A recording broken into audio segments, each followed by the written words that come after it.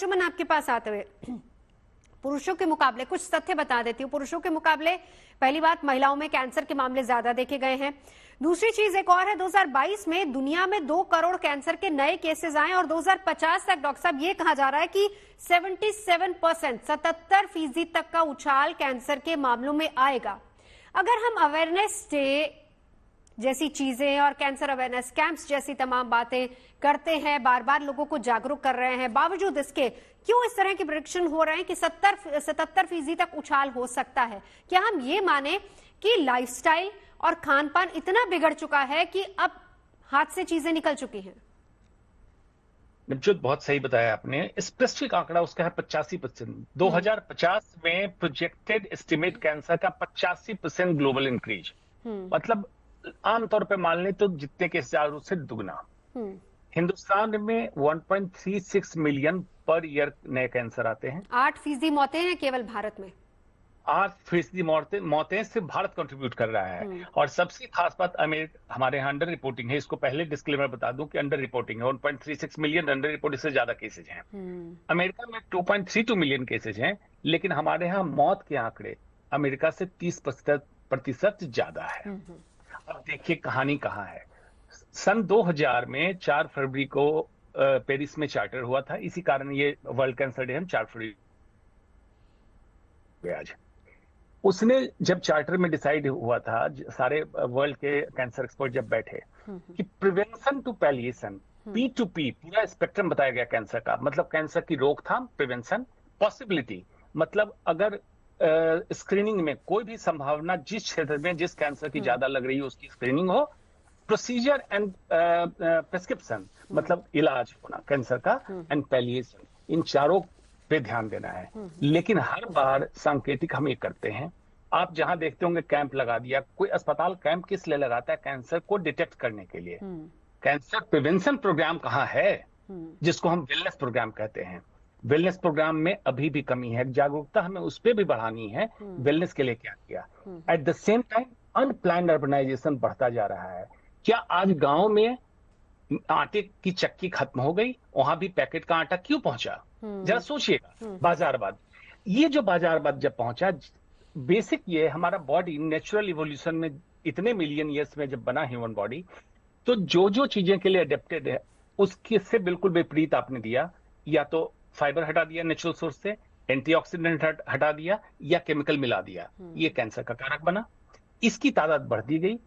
अगर कहें कि कैंसर कराने वाले तत्व, जिसमें आपका वातावरण में air pollution, water pollution, food adulteration, food में जो चीजें सब स्टैंडर्ड क्वालिटी के फूड प्रोडक्ट, ये बढ़ी, और प्रिवेंशन और स्क्रीनिंग ये उतना नहीं बढ़ा। अभी भी इंडिया में नेशनल हेल्थ फैमिली का सर्वे आया, 5th सर्वे, उसमें कहा इंडिया में cancer screening is next to nothing. ये स्टेटमेंट है, ये मेरा स्टेटमेंट नहीं है, गवर्नमेंट का स्टेटमेंट है, नेक्स्ट टू नथिंग। तो आज भी India less than 2% cancer screening कर रहा है, लेस देन 2%। इमेजिन कीजिए। तो हमने स्क्रीनिंग पे भी क्या काम किया? अगर अर्ली डिटेक्ट करें तो हमारा आउटकम बेहतर हो जाएगा।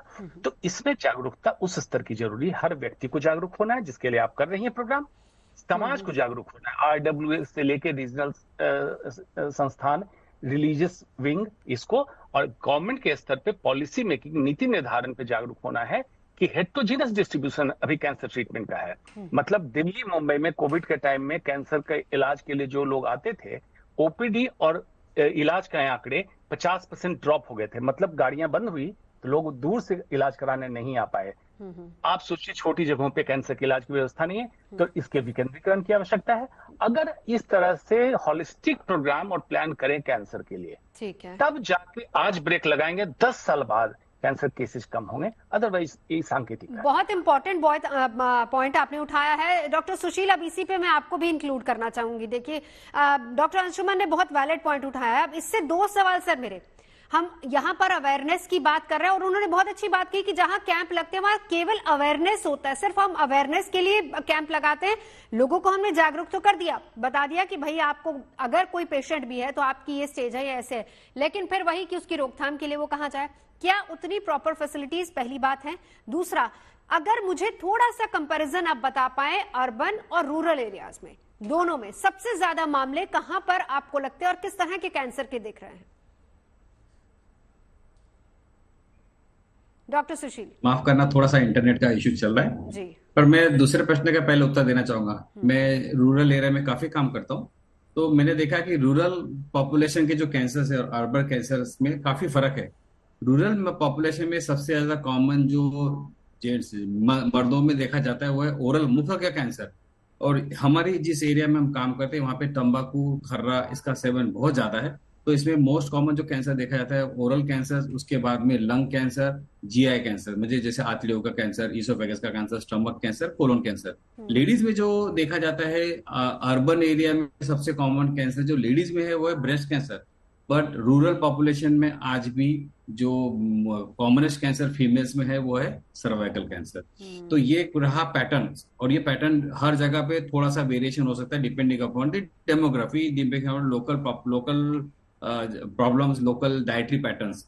अब रही बात की डायग्नोसिस का, जो ये जो है प्रिवेंशन, अर्ली डायग्नोसिस, और साथ साथ में इसके साथ साथ में हमको ये भी देखना पड़ेगा कि ये फैसिलिटीज अवेलेबल है कि नहीं है, और फैसिलिटीज इस तरह से डिजाइन करनी पड़ेंगी कि लोकल जगह, स्मॉल छोटी जगह पे भी उसका यूज हो सके और इजीली एक्सेप्टेबल हो। जैसे ओरल कैंसर में सिंपल एक बायोप्सी भी अवेलेबल नहीं हो पाती कई बार डायग्नोसिस के लिए। तो ये एक मेजर समस्या है जो हमको देखनी पड़ेगी। अगर हम हमारे देश की बात करते तो 750-800 डिस्ट्रिक्ट है, पर अगर कैंसर रजिस्ट्री की बात करते तो अप्रोक्सीमेटली 39-40 कैंसर रजिस्ट्रीज है, which covers only 19% of the world population of the India। तो इसका मतलब है कि इतने कितने सारे हजारों लाखों केस जो इंडिया में हो रहे हैं जिसका हमारे पास डेटा ही नहीं है। तो हमें जीरो से शुरुआत ये रखनी पड़ेगी कि कैंसर के नोटिफाइबल डिसीज हो, प्रॉपर डेटा हो, ताकि हमको समझ सके कि भाई विदर्भ में इस तरह से पॉपुलेशन में ये कैंसर पैटर्न है, तो भाई दिल्ली के इस एरिया में ये कैंसर का पॉपुलेशन है, ताकि हम उस तरह से हमारे रिसोर्सेज को फोकस कर सके, सो कि हम अर्ली डायग्नोसिस कर सके, ट्रीटमेंट के लिए व्यवस्था दे सके और प्रिवेंशन की भी व्यवस्था दे सके। बिकॉज डायग्नोसिस करना इज नॉट इम्पोर्टेंट, उसके साथ साथ में हमें उसको सही तरीके से ट्रीटमेंट मिलना, और अर्ली पकड़ने के बाद में सही ट्रीटमेंट मिले तभी जाके हम इसका कैंसर का क्योर बढ़ा पाएंगे। बिल्कुल। डॉक्टर कुंजरिया, इसी के साथ कुछ एक डेटा देती हूँ और फिर उसके बाद सवाल सर आपसे डिटेल में बताइएगा थोड़ा सा। एक डेटा है जो WHO का है, वो ये बताता है कि अगर लंग कैंसर की बात करें, दुनिया में मौतें 18 लाख हैं, कंपेयर भारत से किया जाए तो 70,000 एक साल की। ब्रेस्ट कैंसर में दुनिया में अगर 6,70,000 हैं तो भारत में 90,000 औरतें अपनी जिंदगी गंवा दे रही हैं इसी से। इसके अलावा लिवर कैंसर की बात करें तो दुनिया में 8,30,000, भारत में 34,000 है, और कोलोन कैंसर 9 लाख दुनिया में, 35,000 भारत में। अब इसका कारण क्या देखते हैं? देखिए, बहुत सारे अवेयरनेस प्रोग्राम सरकारें चलाती हैं, आप जैसे तमाम जाने माने डॉक्टर्स, ऑन्कोलॉजिस्ट जाते हैं हर जगह पर, लोगों को जागरूक करते हैं। अभी डॉक्टर सुशील बता रहे हैं कि गांव में, रूरल एरियाज में आप लोग भी इतने सारे कैंप्स लगाते हैं। बावजूद इसके कहां पर कमी आपको नजर आती है कि अभी भी मौत के आंकड़े कैंसर के मामले में बढ़ते जा रहे हैं? तो इसके कारण हिसाब से तो मैं यही कहूंगा, इंडिया में एक तो डायग्नोसिस थोड़ा लेट होता है, खास तौर पे अर्बन एरिया में तो ठीक है, रूरल एरिया में अभी भी थोड़ा सा अवेयरनेस की भी कमी है और फैसिलिटी की भी कमी है, जैसे डॉक्टर सुशील ने भी बोला है। थोड़ा सा इसमें मैं ये कहना चाहूंगा, थोड़ा सा डिस्क्रिपेंसी तो है। जो भी फैसिलिटी है, बेटर फैसिलिटी, बेटर मतलब 2-3 टायर सिटी में है, मतलब अच्छा जगह में, बड़ा सिटी में सारे फैसिलिटीज है, लेकिन ऑन द अदर हैंड अगर इंटीरियर एरिया में जाइए, रूरल एरिया में जाइए, उसमें वहां इतना फैसिलिटी नहीं है, और सारे लोग, सारे पेशेंट इतना दूर आ भी नहीं सकते हैं। तो इसलिए कुछ ऐसा मतलब फैसिलिटी की कमी की वजह से लेट प्रेजेंटेशन है।